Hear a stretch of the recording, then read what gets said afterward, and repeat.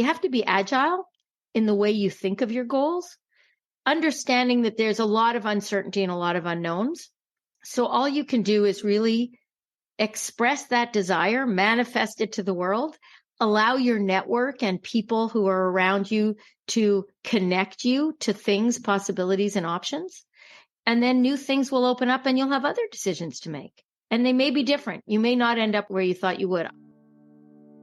Welcome to the Midlife Reinvention Podcast, a podcast helping women in career and life transitions achieve clarity on their next steps so they can transform uncertainty into an energizing next chapter. I'm your host, Kavita, and the founder of It's My Time Now Coaching.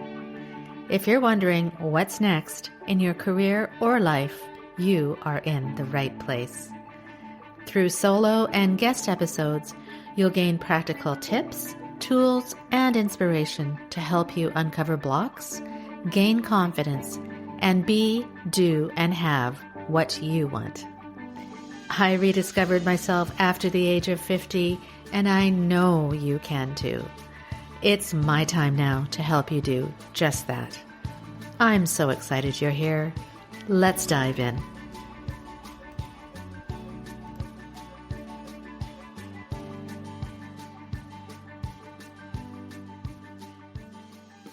Welcome, my friend, to this week's episode of the Midlife Reinvention Podcast. I hope you're doing really well, and thank you for tuning in. This week, I am re-releasing one of our fan favorite episodes from about a year ago as we celebrated International Women's Day and the second anniversary of this podcast at that time. The topic I speak with Shereen Benzvy Miller about is how to navigate adversity in our lives. This topic was especially brought to my attention this past weekend as I spent a beautiful weekend away with my best girlfriends, and they shared some of their lived experiences with me. We all have varying degrees of adversity, and until you actually have lived experience with this adversity, it really is difficult to relate. But I realized if we do talk and share about it, perhaps that will release a little bit from within ourselves to make room for more positivity into our lives. And by sharing, we can gain perspectives from others we may have never thought of. I'm also really excited to be meeting some amazing women at a conference this coming week who I've met online over the past few years, but never really in person. I can't wait to gain their perspectives and learn about their lived experiences in order to learn and grow in my own life. So, as you may begin navigating a career or life transition, think about how will you manage adversity in your life. The key things that you'll learn in this episode are: number one, we are reinventing ourselves all the time. Reinvention is really about growing, and it's about taking paths that you didn't even know that you could take. Number two, lived experiences. Knowing other people have gone through similar adversity will help you find common ideas and hope as you go through it. And number three, little small successes will help you take the first step and then the next. Enjoy the episode, and remember, if you're experiencing disruption or adversity and don't know how to begin as you face transitions in your life, book a complimentary consultation with me. You can also download a guide to releasing the blocks which may be preventing you from moving forward in your life. You can download the Negative Energy Blocks guide in the show notes. Thanks, and we'll see you at the end with the key takeaways. Welcome, everyone, to this week's podcast episode. I'm your host, Kavita, and my goal with this podcast is to inspire you to realize your true inner power and potential and to live this next stage of your life to the fullest. If you may be going through transitions in your career or life and wondering what's next, I'm here to tell you that you can do this, and I want you to believe and say with confidence, it's my time now. To this end, I interview incredible women for this podcast who share their stories of reinvention and who will give you their advice on how to overcome the obstacles in your way to reach your vision for yourself in your next stage of life. Today, I'm particularly honored to have on the show Shereen Benzvy Miller. Shereen has a Bachelor of Arts in Sociology from McGill University, a Master's of Arts in Criminology from the University of Pennsylvania, and her Juris Doctor from Osgoode Hall Law School. She is a mother of two incredible women, a long-standing advocate for human rights, diversity, and inclusion, and she's a really good baker. A human rights lawyer by training, Shereen is a senior public servant with a strong record of leadership in delivering timely, innovative, and effective business and process transformation in the Government of Canada over the past 20 years. Wow. Thank you so much for being on the show today, Shereen, and just a pleasure to have you here. How are you doing? My pleasure to be here. I'm great. It stopped snowing and the sun's come out. Yes, it's been we're both in Toronto, so it's been a very mild. No, I'm in Ottawa. I'm in Ottawa. Sorry, you're in Ontario. Right, I forgot. Sorry, yeah, it's been pretty mild winter. Yes. Right? Yes, I'm not sure that's good. I'm not sure that's good, but it's still a beautiful day. Yeah. Okay, good. So thank you so much for being here. And I read all your accomplishments, both professionally and personally, and so impressive. And as just shared, both in your education as well as your work as a public servant for the Government of Canada, and as well as I understand you have two beautiful daughters. And happy birthday to one of them today, I believe, is her birthday. So I'm always really, one of the reasons I started this podcast is I'm always really fascinated by women's stories. And in particular, how did you get from where you are today? How did you get there and here? And I understand that you had some setbacks, and not setbacks, but in your life, you took perhaps a decade away from the workplace to raise your children. And you were also let go unexpectedly from the previous role. So if you could just kind of share a little bit about your story and how these experiences kind of shaped who you are today. Sure. I think that it's funny to talk about reinvention as something you do at one point in your life. You actually, I think, are doing it all the time. I mean, just the introduction that you gave of me, my expertise in criminology and corrections and criminal justice, and as a criminal defense lawyer, pivoting to being a public servant, getting into transformation, service delivery, user-centric design, all of those things.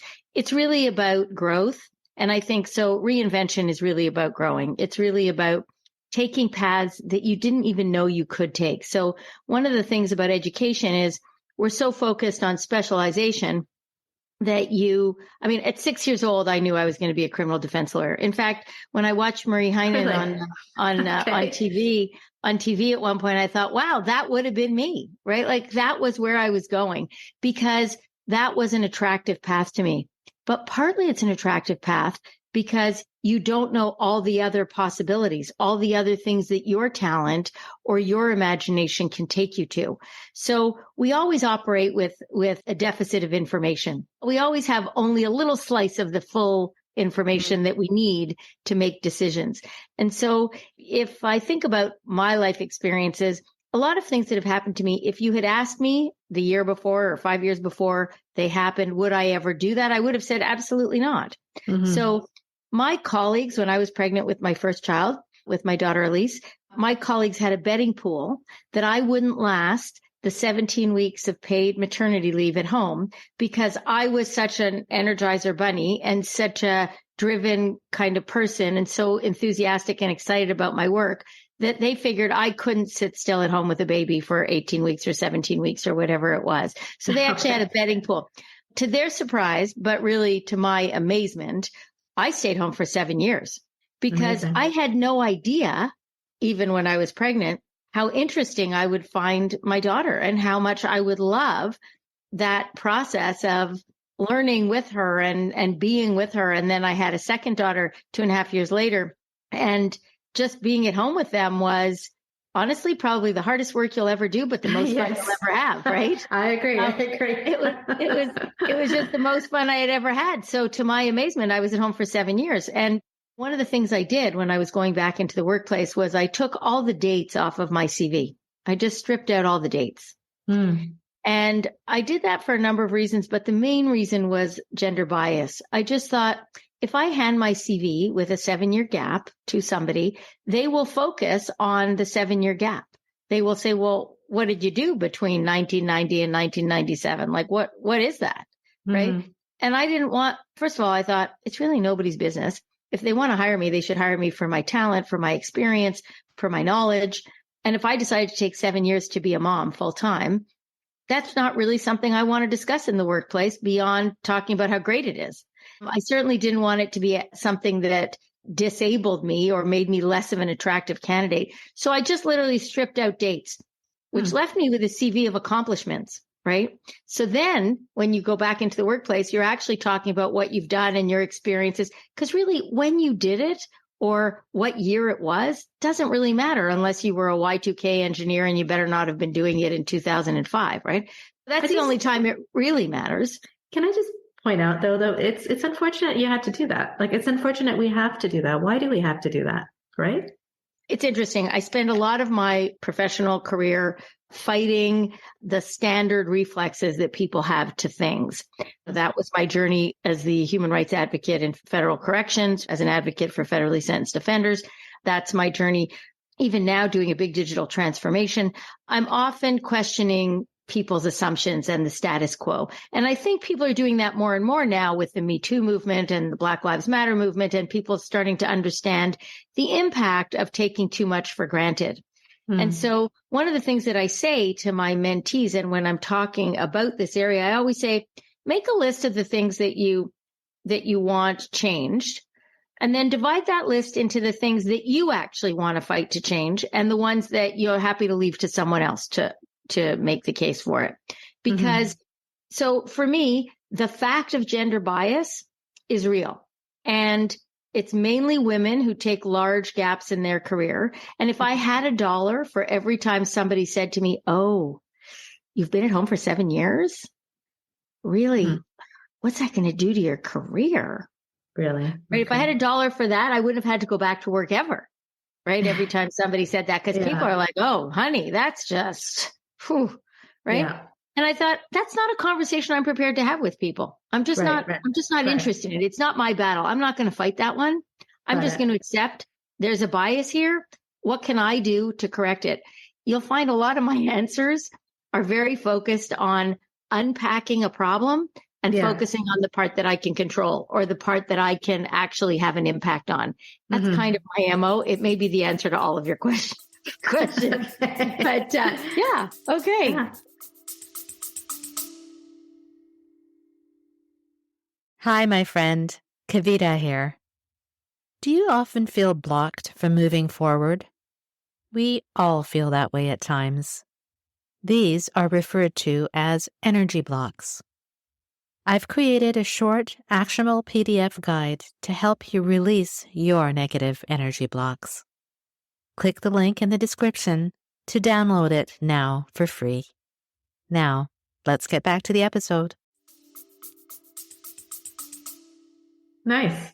So that was and then the other part about when you had been let go, I think there was, how did that affect? So that's interesting. So I'm already I had been a senior public sector leader for a long time, a senior executive. I was a vice president, got a new president. And then one day I was called into the office and today was your last day. But the impact on me as an individual is the same, right? In terms of ego, in terms of the risk to my reputation, in terms of feeling like something had failed. What did I not do? All of those things. What's interesting though is, and I told you, I like to unpack a problem and focus in on what I can control, even as it was happening. And I think this was amazing to the person who was letting me go, because they said this wasn't the conversation I expected we would have. Even as they said that to me, I took a moment and I said, okay, all right, let's talk about what has been delivered, because my team had really delivered amazing results just that week before. This was the end of a fiscal year. So the week before, we had just done really better results than had been achieved in 30 years for that organization by a long shot. And I said, okay, I hear you, but let's take a pause for a moment and let's talk about my team and how you could keep the momentum going, because I'd like the opportunity to weigh in, to give you my advice. You can take it or leave it, obviously, but I'd like us to take a pause and talk about the strengths of the team and what I've seen, because really I was the one managing the team. And first of all, I think that it was appreciated that I gave the advice. I see now in hindsight, because of course I'm still connected to, that's one of the other themes you'll probably see in my life, is that I put a lot of importance on people and my friends and my networks. And I mean, I'm still having lunch sort of the first Friday of every month at our favorite Asian restaurant with my management team that worked together from 2008 to 2013. We still, so that's super important to me. So my people were really important, and the momentum that we had accomplished was really important to me. So I really focused my attention on that for an hour with this person. And then I said, thanks, I'll go now, and left. So that ability to immediately just parse out what matters and what doesn't, yes, my feelings were hurt. Yes, I was confused. Yes, I didn't understand really what had happened because it didn't make sense to me. But that's one of the things you realize. The fact that it doesn't make sense to you doesn't really matter. Right. Like I very quickly stopped trying to figure out what had happened and went directly to, okay, what lessons can I learn from this?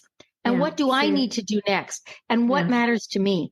Because one of the things that I realized, actually two things that I realized right away, was number one, I did not want that person to in any way define the rest of my career.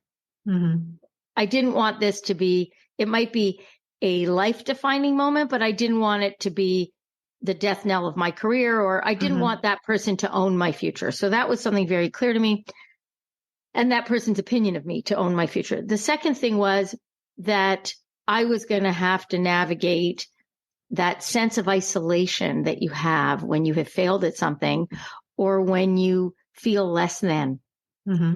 And it's never a comfortable feeling to feel less than. Especially because reputation is built in steps and it just rides out on horseback. So you want to be able to say, can I take out an ad on the front page of the newspaper saying I'm still a good person. I have lots more things on the ledger in my accomplishments column than I have in my failures column. Yes. Or you want to say Michael Jordan didn't sink every shot either. Yeah. Right. Thank you. Yeah. No, thank you for sharing that. Because the reason I really was interested in that, because a lot of the women who are listening to this podcast, they may have gone through transition in their work, or they've been let go, or they're thinking they're not happy with their work anymore. And I love what you said about that reinvention happens all the time. And that your perspective on this happened to me, but what lessons have I learned, and what do I really want from that? So I think that's important to have that perspective instead of just like you. And then another thing is you don't want that person to define the rest of your career, and we need to define our own path moving forward. So thank you. But you also have to realize.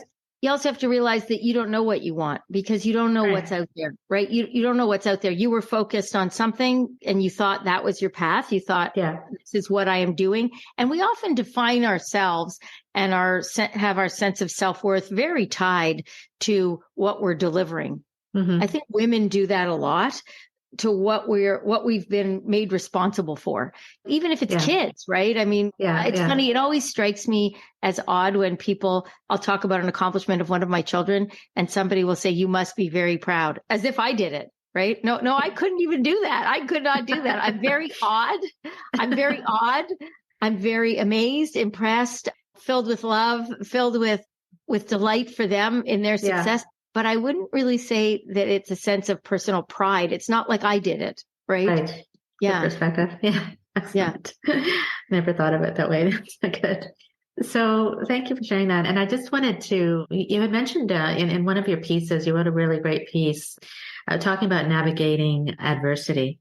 And then you say in this piece that adversity is relative and it happens to us all and wreaks havoc with each of our lives.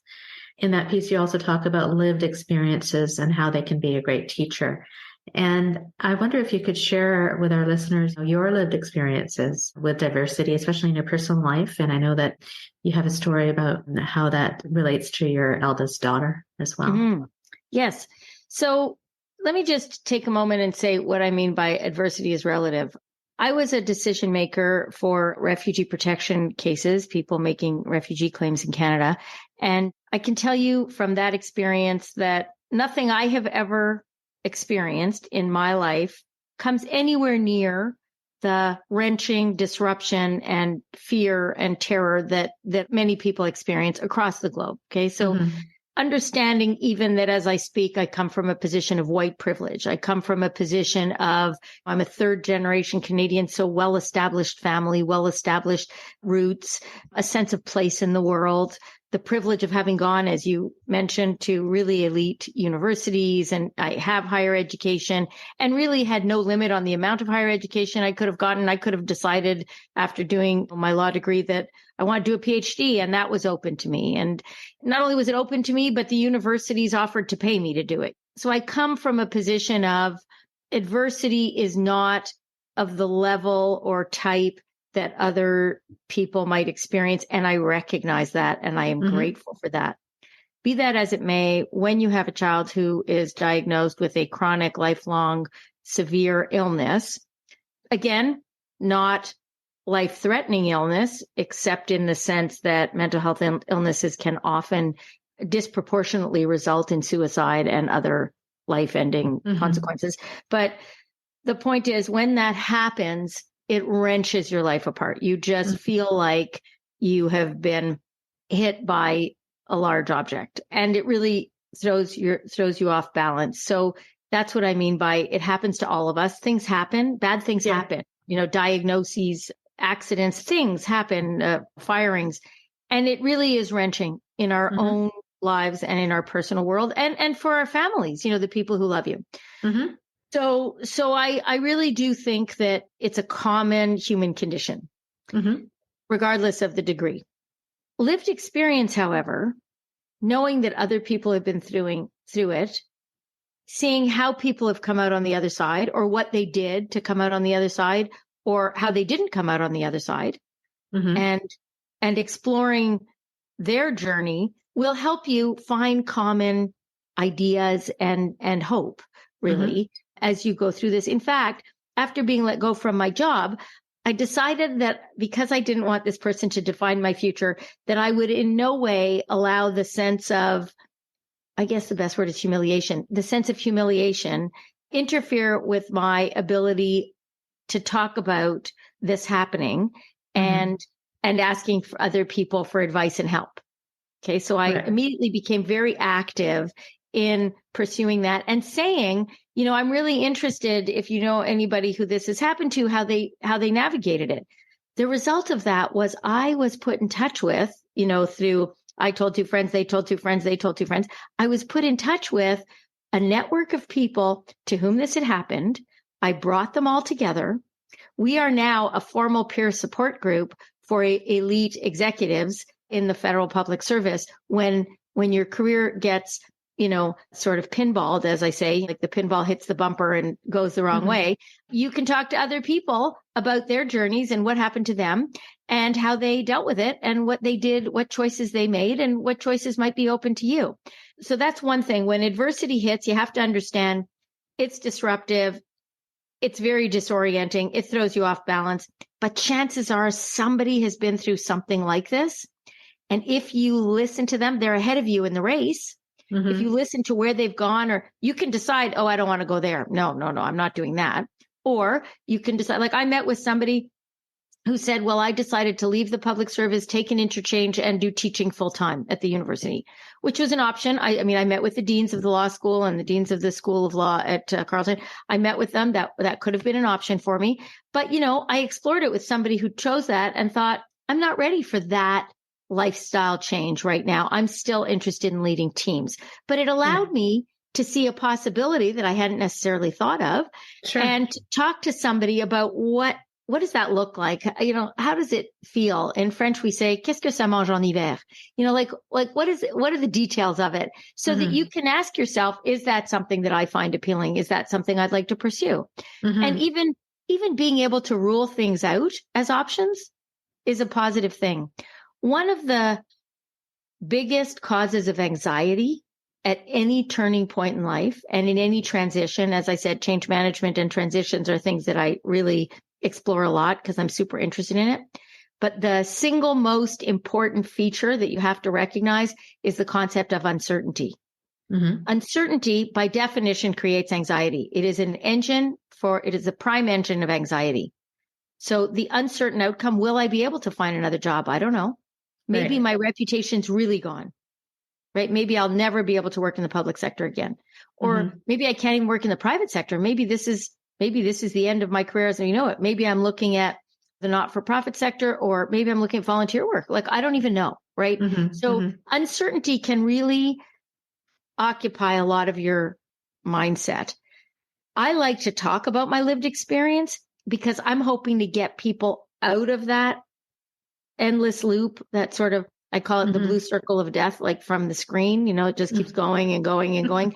Uncertainty, and you're just talking to yourself with no new input of information, is just literally like the blue circle of death. It just goes on and on. Right. So, but if you start hearing other people's stories and other people's experiences, you can at least say, well, that's not my experience, but funny that they did that. Why did they do that? Or you can say, wow, that sounds interesting. Maybe I could do that too.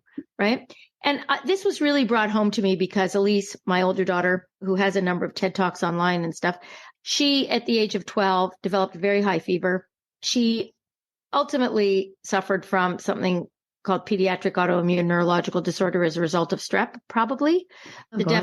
In those days, the testing wasn't great, and we never really got a firm diagnosis, but all the indicators are that it was that. It left her with severe treatment-resistant obsessive compulsive disorder. But it took a long time to get that diagnosis. So we didn't know what was happening. We just knew she became overnight, really, completely dysfunctional. Oh, boy. And I mean dysfunctional, like couldn't brush her teeth, like just literally dysfunctional. So she was a perfectly healthy 12-year-old one day, and then she was an anxiety kid who couldn't get from point A to point B. I sort of figured out she was having a problem when one day we got back from the cottage and I went into automatic unpacking mode, unpacking the food, unpacking I'm running up and down the stairs. And about an hour in, I realized Elise is still standing at the bottom of the stairs. And I said, Elise, why are you standing at the bottom of the stairs? And she said, I'm stuck. Oh my goodness. And so we started to realize that there was something very serious happening. Yes. Eventually, she got diagnosed with severe treatment-resistant obsessive compulsive disorder. And we started to unpack what that meant and what that meant for her. And she was in grade 7 at the time. But even before she got the diagnosis, it's really interesting what happens when you talk about your lived experience.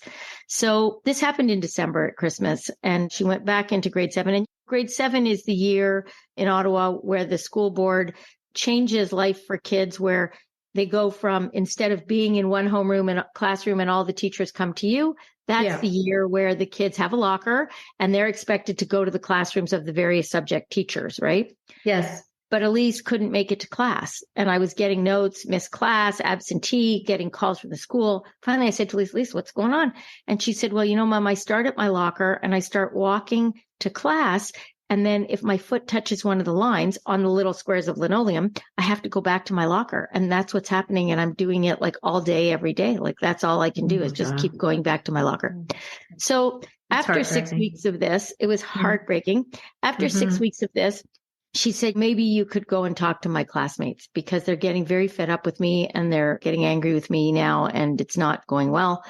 So I don't know what possessed me to say, okay. Mark and I, my husband and I, went in to the classroom and I thought, this is not an ideal scenario. You're going in to talk to 12 and 13-year-olds about the fact that your kid might be having some sort of mental breakdown. I didn't know what it was, and it was just these weird symptoms, and we didn't know. Anyway, but we started to tell them what her challenges were, what some of the symptoms were. They asked some questions, and we left. The next day goes by, Elise goes to school, comes back, 2 days go by. On the third day, like, I'm dying to know what happened, how did they respond to this? And I said, Elise, how's it going? And she said, oh, Mom, it's going much, much better. I said, really? What's going better? She said, oh, I'm getting to class now. I said, that's great. How are you getting to class? She said, oh, my classmates got organized and they carry me between classes so my feet don't have to touch the floor. Oh my God. So one of the things she learned through that experience is if you share your lived experience, people will step up. And Now, also your vulnerability, right? exactly right. Well, Yeah. that's the risk, right? That's why people don't share their lived experience, because it makes them vulnerable. Right. But if you don't share it, then nobody can help. No one even knows what's going on. All they can do is get angry because they see all this weird behavior, and they can't respond. But if you're prepared to own it and talk about it, then you'd be amazed who comes to relate. What a beautiful story. Wow. That must have made you feel so incredibly proud of her, right? Well, so we talked about that. Yeah. I mean, we're proud of the whole situation and the fact that she was, her vulnerability and sharing her experience allowed that to happen. I would describe my emotion more as humbled by the fact that she was so brave. No, it was really more like humbled by her bravery, because I thought, to allow your story to be put out there in such graphic terms, to explain to them that literally she couldn't walk up the stairs by herself. She was having a hard time brushing her teeth. She couldn't, literally talking about her vulnerable experience is a risk, right? I mean, there is bullying. There is, what's interesting with respect to bullying, because middle school is a prime ripe ground for bullying, and she was a definitely easy, vulnerable target, was she also describes an experience where a young woman in her class, we can call her Meg, was not somebody who was particularly close to Elise, and she wasn't really in Elise's close circle. But one day Elise was doing something very weird in the hallway about the tiles and the whatever, and was very focused on her rituals, and might have been mumbling or whatever she was doing. And through the corner of her eye, she saw some grade 8 boys. Remember, she's in grade 7, and she was a small grade 7, born in October, so youngest in the class. She saw some grade 8 boys coming down the hall, and she could hear them sort of talking about her. And so she was bracing herself for some nastiness. And suddenly this young woman steps in front of her, between her and these boys, and says, "You got a problem with her, you're going to be having a problem with me." The boys parted like the Red Sea around her, and that was the end of that. Wow. So people step up in unusual ways. Yeah. That's fantastic. That's so great. And the other thing is that in the same piece, you had said that being open about your journey will allow the right people to appear in your life at the right time. Just like this girl in the hallway, right? Like that girl, like the cohort of people who helped me through their lived experience when I was going through that. Yes. Exactly. Because also what'll happen is the people who love you, the people who know you, they know tons of people. And it will almost always happen. I get lots of calls like this from a friend of mine saying, by the way, my husband's colleague's wife is worried because they see symptoms of OCD in their kid, whatever. I'm just wondering, could they call you? Like three levels removed from my circle, somebody will call me, right? Or connect with me. And I might have resources that they might need, or just my story might help them, or I might be able to give them ideas. I'm not giving them any psychiatric advice, or I'm not overstepping anything. I'm just saying, here's what I did. Here's what Elise did. Here's how it happened. And it might give you ideas, right? Or I might know a doctor that we used that was particularly good, or a resource, or an 800 number. Right. That you didn't know about. It's kind of like the networking. And that, I believe that has led you and your daughter to be advocates for mental wellness. And can you tell me now since then, what has transpired? So Elise spent many months really of her life in hospitals during middle school and high school. I can get back to one of them, which was an extraordinary circumstance, but many months in hospital. I mean, the first time she went into hospital, it was for a 3-day assessment, and she ended up staying in CHEO for 3 weeks and then being transferred to the Royal Ottawa Hospital for 3 months. So we thought it was 3 days, and it ended up being close to 4 months. That was in grade 7. She had other hospitalizations and actually never finished high school. One of the hospitals that she went to was in Boston, and it's part of the Harvard teaching hospitals. So Elise always likes to say that she may not have finished high school, but she went to Harvard. But yeah, so she didn't finish high school, and her journey, like I told you, when I was 6, I wanted to be a criminal defense lawyer. When she was younger than that, she always said, actually, even at 3, I asked her if she wanted to pick a Barbie. We're standing in Toys R Us. She walks down the aisle, because there's a huge number of Barbies to choose from. She walks down the aisle. She walks back. She says, "I want that one." And at that moment, I was so amazed by my daughter. She's 3 years old. She's seen 1,000 Barbies on the thing. She looks at them very carefully. And the one she picks is the African-American Dr. Barbie. She knew she wanted to be a pediatrician when she was like just barely able to articulate what the future looked like. So Elise is actually now a senior resident in pediatrics now as we speak. That just gave me the chills. Honestly, that's amazing. It's a long journey. It's a long journey from being in a children's hospital to being a physician in a children's hospital. Congratulations. That's amazing. But thanks. But there's a lot of people who gave her support through this. And because partly she's somebody who has spoken to thousands of people. She did a lot of public speaking in high school, sort of 500 kids at a time in an auditorium through the Canadian Mental Health Association and other networks in Canada and in the US. She's done trainings for peace officers and even healthcare workers and teachers and educators. She's done a lot of advocacy. And so what we realized was the piece that I could do through advocacy was I'm the founder of something known as the Canadian Innovation Centre for Mental Health in the Workplace as part of the federal government.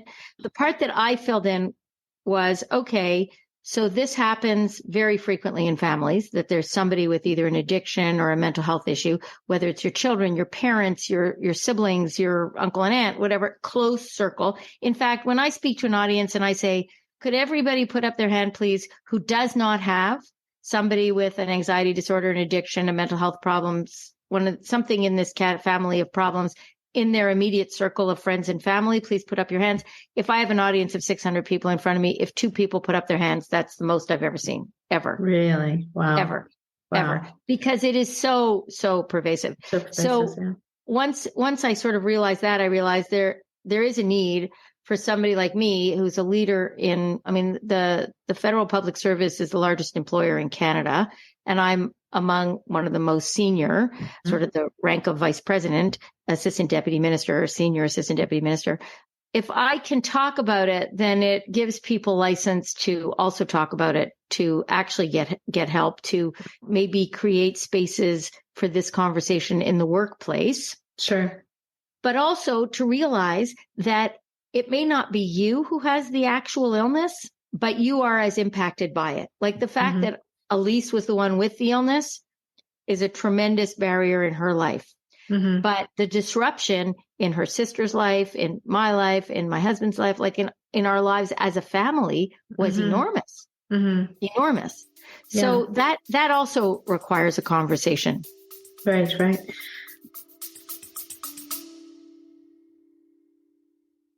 Hi, my friend. Kavita here. Do you often feel blocked from moving forward? We all feel that way at times. These are referred to as energy blocks. I've created a short, actionable PDF guide to help you release your negative energy blocks. Click the link in the description to download it now for free. Now, let's get back to the episode. Whoa. I mean, what a great story. I mean, talk about adversity and turning the adversity into something positive for not only yourself, but for society. So, I mean, congratulations. Thank you. But one of the things I would say is how I said, if I had $1 for every time somebody said, "Ooh, you took 7 years off. Ooh, your career's really," if I had $1 for every time somebody said to me, "Don't you think that talking about this so much just really kind of labels you and or your children as people who have problems?" Really? So, really, truly. If I had $1 for each one of those, it would have been, yeah. Oh my God. Oh, wow. But because remember, we're very quick to refer to people by short forms. Oh, that's the person who did X, or that's the person this happened to, or so I was actually asked, and I really appreciated the question because I had to really think about it. Did I think that allowing Elise as a parent to do this public speaking about her journey, did I think that it was going to prejudice her future, right? Would she be known as the person with OCD? Labeled like that, yeah. Labeled. Which gets back to one of the first questions you asked me, which is, which battles do you fight, right? Like, Like taking the dates off my CV was a way of not having to fight the gender bias battle about my career and my 7 years off. It was just a way of avoiding it completely, right? So that was my solution for that. So this one's an interesting one.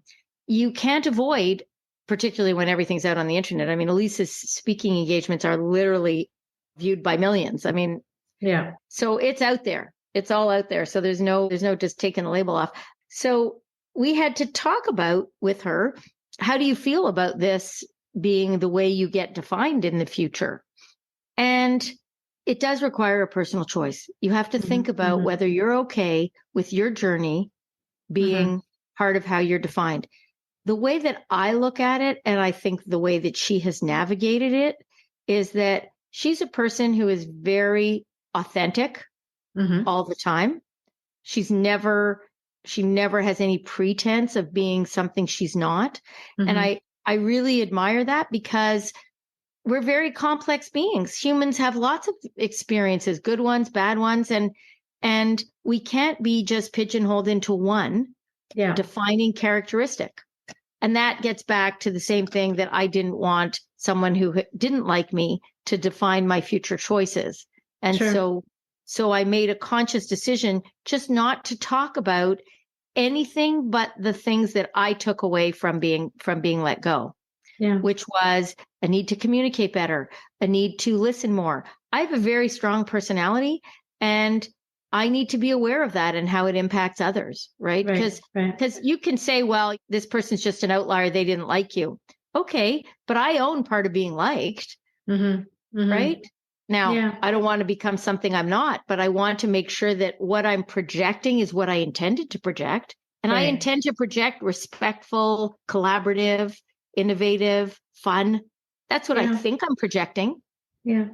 The story that you told me, shared about your daughter and your story, a lot of these things, when adversity happens and your lived experience with adversity, a lot of people would feel like, I'm going to give up now. And they don't rise to the challenge. Like, I guess you and both your daughter, and I'm sure the people you know have. And I guess that is my question. And I ask this question to many of my guests, is how do you do that?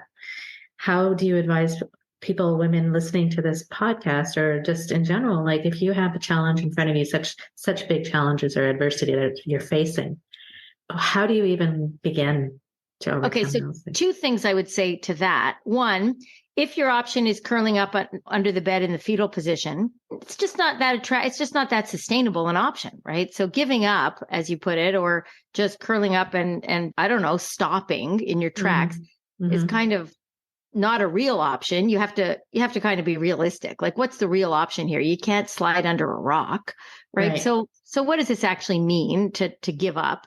And then how do you not give up? Well, the way you not give up is you take small steps. Like Elise, okay, it's funny because one of the child and youth workers in one of the hospital stays was asking the youth in the unit when Elise was hospitalized, what do you want to do when you get out of here, when you grow up? And Elise said, oh, I really want to be a pediatrician.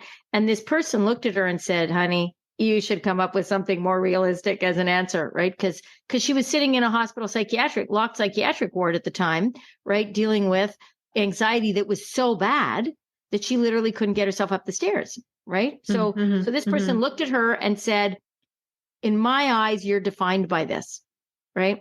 So you do have to ask yourself, if where I want to get to is here and I'm right here, what are the things that I could do to start inching towards it, right? When Elise unpacked it and she said, well, I haven't finished high school and I want to be a physician, she realized, so the gap will be, I'm going to need the science credits in order to be admitted to a university program. So she went to the adult high school and enrolled herself and took the grade 12 science credits that she needed to get into university. And I said to her, well, why don't you also do the last remaining credits just to get the high school diploma? Right?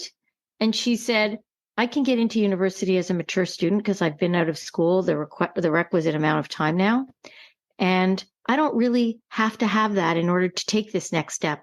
So she had calculated what are the steps that she needed to take to get where she wanted to go. So once again, I'd say, unpack the problem, right? Don't let the label of it, high school dropout, be your defining characteristic, right? Mm-hmm, mm-hmm, There are many ways to get to Rome. There are many roads, right? mm-hmm, So mm-hmm. you're not going the direct road. You're not going on the road that you thought you were going to take, right? Yeah. Figure out what the other roads are. Figure out how you get there, how you do incremental things, small things. Doesn't have to be huge things. Once you make them huge, they become overwhelming. Once you make Yes. them huge, they swallow you whole. Yes.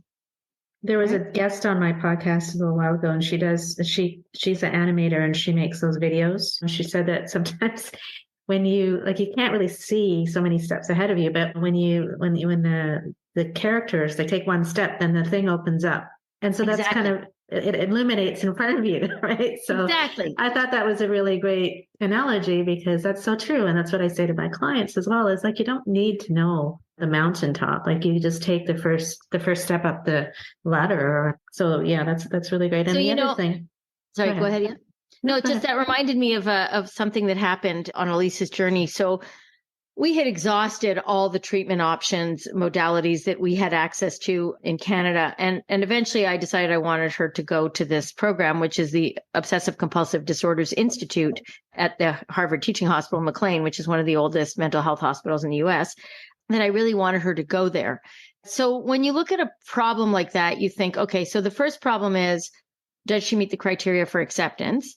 To how do I get her there? What kinds of referrals do you need from what kinds of doctors, whatever? Do they have a program that actually will meet her needs? All those things you have to calculate, you have to look at. I knew that it was it's a 90-day program. And I knew also that it would be $1,000 a day US for her to be there, right? So I could have said, oh my goodness, we can't afford $100,000 US or 150,000 Canadian. Forget it. Right. I could have just said, that's a mountain I can't get past.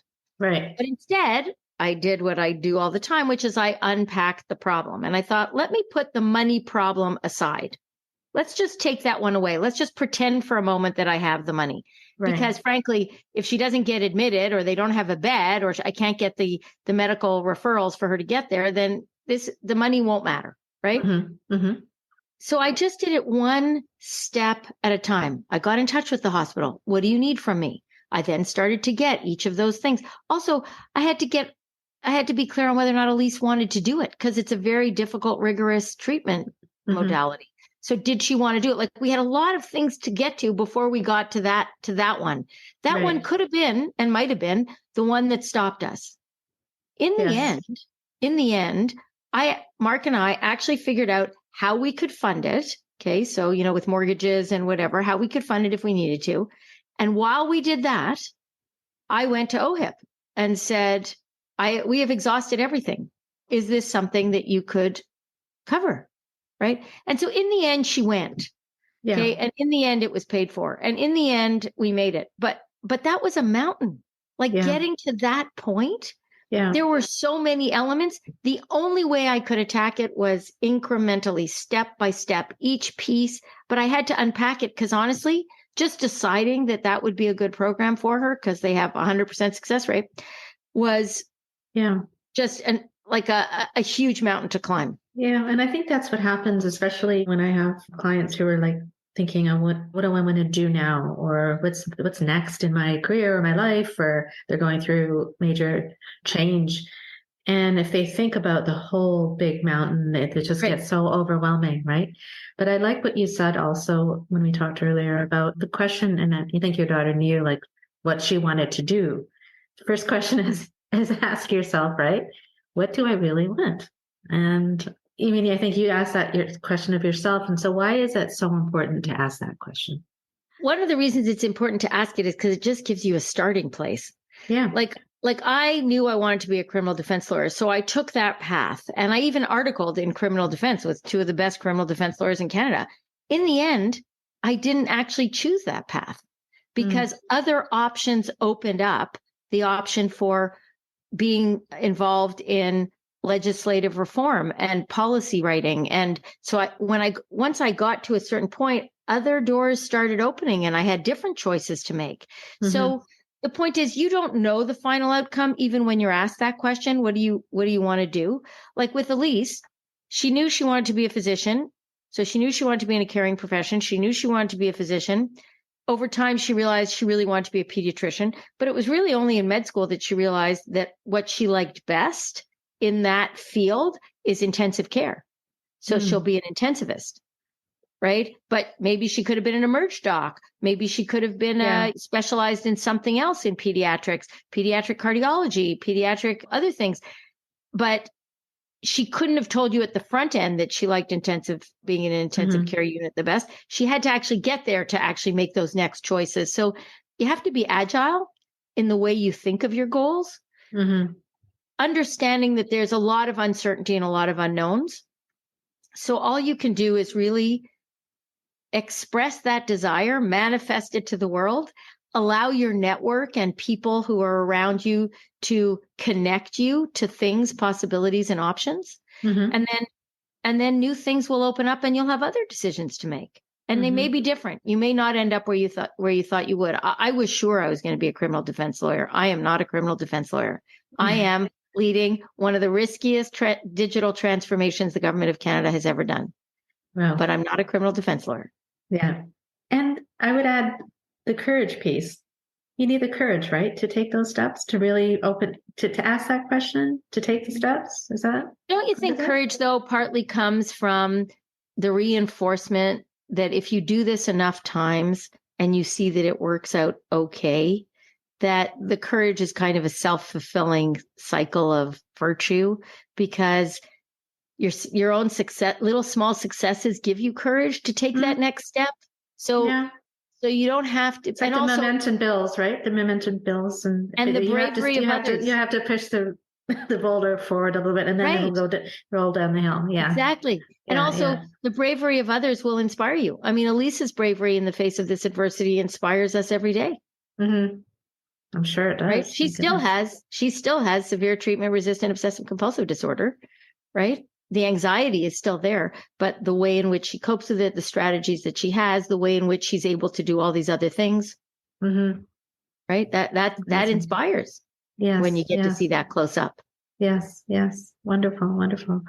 So Shereen, you had written 10 lessons and how to navigate adversity in life. I'm not going to ask you to go all through the 10, but I think we've covered many of them in our conversation. We've covered probably a lot of them. Yeah. Is there any that maybe we haven't covered that you want to stress, or anything that's important to you to share around that? I think so. There is one. I mean, I could probably name three, but that I really would like people to keep in mind. But let's start with one that I think is really the most important.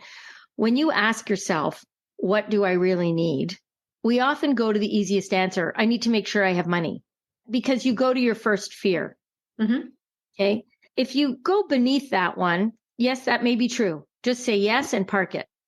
When I did this exercise, okay, so I get asked to leave. I'm then at home and I'm thinking, what do I really need? And I thought the answer is, I need to keep working at things. I need to keep working, because I had a lot of uncertainty about whether or not I was going to be able to land a next gig. A few things happened. First of all, I had to unpack all the emotions, right? Because some of this, you'll go through all the stages of grieving, and one of them will be anger, but you'll realize if you sit with it long enough that your anger is really grief. Yeah. And when you go into that grief and ask yourself, why am I grieving? You realize, because I'm kind of invested in my own reputation, right? And this is humiliating, and I'm not used to, as an adult, that humiliation. So once you go through this whole process, and like I said, I am not a psychologist. I am literally just talking to you about me. Okay, so let's not be confused here. When I started unpacking that, I realized I really only need two things to be happy in my work. And the first is, I need to do work of value. So things that I think are important, contributing. And two, I need to be personally valued. Okay, that's all I need to be happy. You give me those two things, I can move mountains. Nice. So when I was going for my next job, and I went to see a deputy minister to tell him that I wanted actually the job that I have now. And he says, oh my God, why do you want this project? Because this project is a very risky project and a very visible project. It's the project looking at how we might find a new pay system and new HR systems for the government of Canada. And it's basically in the shadow of a large debacle that was very public. So why would anybody want that job? Why do you want that job? And I said, because I think it's one of the most important transformations we'll ever do. So it meets my criteria for work of value. I said, but the second thing is, I don't actually want you to hire me until you've done your due diligence to know what you're getting when you hire me, because I'm not everybody's cup of tea. I'm very, very vocal. I'm very determined. I'm not stubborn, but I am an advocate. So I will make my argument and I'll listen to the arguments, but they have to be made to me. So before you hire me, you need to make sure that you really want me, because I will insist on being valued. Like, I will insist that you not treat me like a generic VP kind of person, but that the assets that I bring be the assets that you want. Like, we have to have alignment on that. And he looked at me, remembering this is like the first time I've met this person.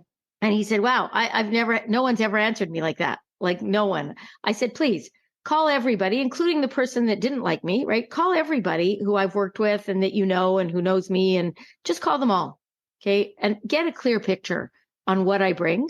That includes the things I'm not good at. Yeah. But I just want you to know who I am, because I want you to see me. Yeah. I need that. Nice. So the first thing is, I'd say, figure out what you really need and do the unpacking all the way down to that level of granularity. What do you need to succeed? Okay, so that would be like one. The second is, who do you know? Yeah. Who do you know? Who can you reach out to? Who do you not know but would like to know and can reach out to? Right? And just go do. Yeah. Just start somewhere. Start with someone. It amazes me how people don't reach out to people that they know or their networks, or it's because they're really embarrassed. Yeah. Right. They're embarrassed, and they have a sense of loss of worth. Yes. Right. So from a position of weakness, you may not feel fully empowered to reach out. But yeah. Great. Okay. So what do I really need to succeed, and who do you know? Fantastic. Those would be the top two, I think. Yeah. Yes. Fantastic. Well, thank you for sharing that. And so is your focus now? What is your main focus now? And where can we find you? And, all the great things that you're doing. And so now I am back at a senior vice president job in the government of Canada, or senior assistant deputy minister. I'm heading up something called the Next Generation HR and Pay, which is a digital transformation, really test bed. It's like a research lab. We're researching the possible options for replacing a big digital enterprise system with a SaaS cloud option. So it's a super interesting job. I built a whole team during a pandemic. So I started in March 2020 and hired basically 250 people without ever meeting them. Wow. And that includes real subject matter experts in compensation and HR, and an area that I'm not expert in. So I'm really, really enjoying it. I have the most awesome team. I would just say one of the things that's really interesting that I'm exploring now in leadership, and I do a lot of women in leadership training for people, and I think about it a lot. And then I think about leadership more generally and how we make it inclusive without that, by definition, becoming an exclusion. And so one of the things I've done with this team is I've really hired for attitude. So aptitude gets you in the door. So your CV will get you an interview with one of us. But it's really only your enthusiasm and desire to contribute to a big transformation and your excitement about being in this risky space that will actually get you on the roster, right? So hiring for attitude, or character-based hiring, as they call it more formally, is really my latest joy. So I put together this awesome team, which has just awesome levels of diversity, neurodiversity, disability diversity, race and gender, and sexual preference diversity, like everything. Just everybody is part of this team. And the richness of that team is just awe-inspiring. So I'm excited every day. And it sounds like you are. I can see it. Yeah. I mean, it's true. It sort of bubbles up. Yeah. Yes, that's wonderful. I really, really appreciate your sharing with us your lived experience, especially around this topic of adversity, and whether it's in our personal lives or our careers, and so many great lessons. And just to unpack it, it's been wonderful. And I think that our listeners are really going to gain a lot from it. And that's why I do this, is, like you said, lived experience. Why do we share our stories? We share our stories so in case anybody else has similar experiences that they can learn from. So yes, I've watched your interviews. You do great interviews. I really appreciate the opportunity. Thanks for thank you. including me. I feel honored to be included among those you interview. Oh, wow. Well, yeah, thank you. I I appreciate appreciate that. Thank you so much, Shereen. All the best. Yeah, you take care. Okay. Yeah. Bye. Thanks. Bye-bye. I trust you enjoyed this inspiring episode with Shereen Benzvy Miller as she shared her lived experience and how we can navigate the adversities in our own lives. Here are her key takeaways. Number 1, we are reinventing ourselves all the time. Reinvention is really about growing. It's about taking paths that you didn't even know you could take. Number 2, make a list of things that you want changed and divide that list into the things that you actually want to change, to fight to change, and the ones that you're happy to leave for someone else. 3, reputation is built in steps and it just rides out on horseback. 4, lived experiences, knowing other people have been through similar adversity will help you find common ideas and hope as you go through it. 5, when adversity hits, you have to understand it's disruptive. It's very disorienting. It puts you off balance. But chances are somebody has been through something like this. And if you listen to them, it can allow you to see a possibility that you maybe hadn't even thought of. 6, uncertainty by definition creates anxiety. By talking about our lived experiences, we can try to get people out of that endless loop of uncertainty. 7, unpack the problem. Don't let the label of it be your defining characteristic. 8, little small successes give you the courage to take that next step. Momentum builds. The bravery of others will inspire you. 9, figure out what you need and do the unpacking. What do you need to succeed? Who do you know? And 10, aptitude gets you in the door, but your enthusiasm and excitement will move you ahead. Thank you so much for listening, and thank you again for your support of this podcast as we celebrate 2 years and International Women's Day. Remember, you are great, you are wonderful, and say it with confidence, my friend. It's my time now. With love and light, till next time, take care.